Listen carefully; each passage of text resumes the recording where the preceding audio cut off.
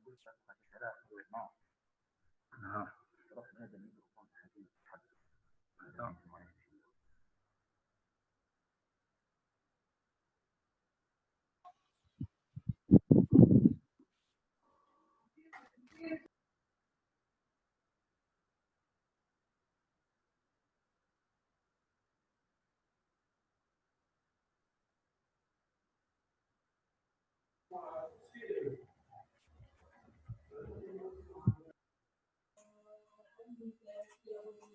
اقترب موعد الامتحانات إن توترا وقلقا.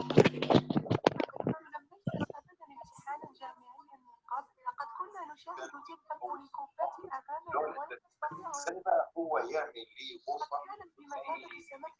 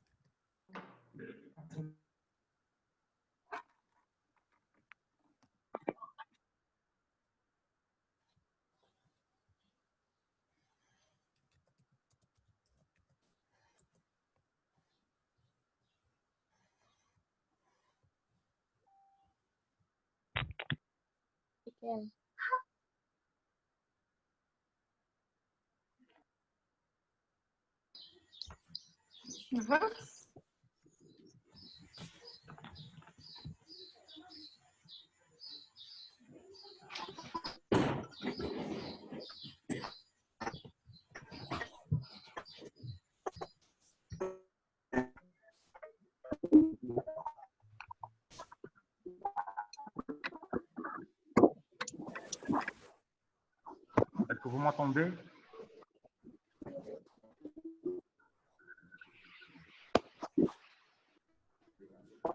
Vous m'entendez?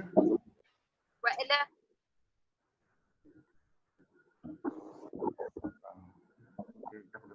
D'accord. Merci. Donc, dans cette séance, on va voir 3 cours. Introduction à la génétique humaine. Deuxième cours, on va voir les outils de la biologie moléculaire. Et troisième cours, ça sera, le deuxième cours, ça sera transcription. Troisième cours, ça sera les outils de la biologie moléculaire. On va commencer par l'introduction à la génétique humaine. Donc, la génétique humaine qui s'intéresse aux maladies humaines donc, est une science donc, récente et qui s'intéresse à toutes les maladies à caractère héréditaire. Elle étudie la transmission des caractères anatomiques, cytologiques, fonctionnels des parents vers les enfants. Ça veut dire donc des parents vers les descendants. La génétique étudie comment se fait la transmission de l'ensemble des caractères des ascendants vers les descendants. Les caractères qui constituent le génotype, donc l'ensemble des caractères, constitue ce qu'on appelle le génotype. Et le génotype, il va déterminer le phénotype des individus. Ils sont transmis par les gamètes. Donc, pour la femme, c'est les ovocytes. Pour l'homme, donc, c'est les spermatozoïdes. Le phénotype final sur lequel se présente l'individu résulte de l'expression de ces caractères ou l'expression des gènes. Au cours des 20 ans et 20-30 dernières années, de nombreuses découvertes dans la génétique ont eu des conséquences intéressantes pour la médecine clinique. Actuellement, la génétique est en commun partagée par de nombreuses sciences, certains proches de la médecine humaine, comme la médecine vétérinaire, la biologie, la pharmacie, la microbiologie, la virologie. Notre science intéresse directement l'homme et son environnement, comme l'agriculture, par donc les OGM, les organismes génétiquement modifiés. Donc, on va passer deuxièmement à l'historique. Donc, comment donc la génétique est développée donc, dans la médecine. Donc, en 1858, Charles Darwin souligne l'importance des caractères héréditaires sans la variabilité entre les membres d'une même espèce et considère le caractère héréditaire comme un facteur important dans l'évolution de l'espèce. Deuxième donc, étape qui est très importante dans le développement de la génétique, c'est les travaux de Mendel en 1865. Donc, malgré l'importance des travaux de Mendel, en 1865, ni les médecins ni les biologistes ne se sont intéressés à ces travaux, car donc les lois de Mendel sont restées peu connues pendant plus de 30 ans. Ce n'est que vers 1900 que ces travaux, ces lois sont découvertes, permettant d'expliquer comment les maladies humaines passent d'une génération à une autre. Et c'est donc la découverte de ces lois ont, ont été facilitées par le développement surtout du microscope électronique et le microscope. Donc l'historique, toujours en 1869, donc donc isole une substance cellulaire qui appelle nucléine, donc une protéine impliquée dans l'hérédité des caractères. Donc cette partie de la cellule qui se trouve au niveau du noyau est appelée au début nucléine.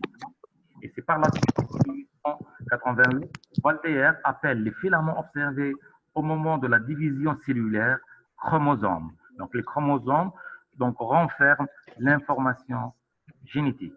Donc les chromosomes sont formés par les filaments d'ADN.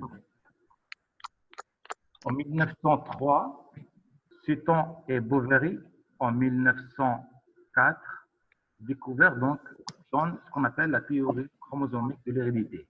Ça veut dire donc que les chromosomes sont le support des gènes et l'emplacement exact d'un gène sur le chromosome est appelé le locus. Donc le locus, c'est l'emplacement du gène au niveau du chromosome.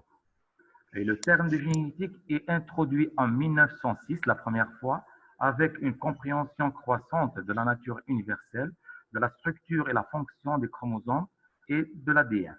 C'est la première fois qu'on utilise le terme de génétique en 1906. Ensuite, en 1910, c'est les travaux de Thomas Hunt Morgan qui provoquent des mutations chez les drosophiles, ce sont des mouches, et démontrent l'existence des gènes. Ça veut dire que les gènes sont porteurs de l'information génétique. Ils montrent que les gènes sont alignés dans les chromosomes. Ensuite, en 1941, Bedel et Tatum montrent que les gènes permettent de produire des protéines. Ça veut dire à partir d'un gène, l'expression du gène donne à la fin une ou plusieurs protéines, formule l'hypothèse un gène, une protéine. En 1943, Avery, MacLeod et McCarthy montrent, après des expériences sur les bactéries, que l'ADN est le support de l'information génétique. Il constitue le modèle moléculaire des gènes.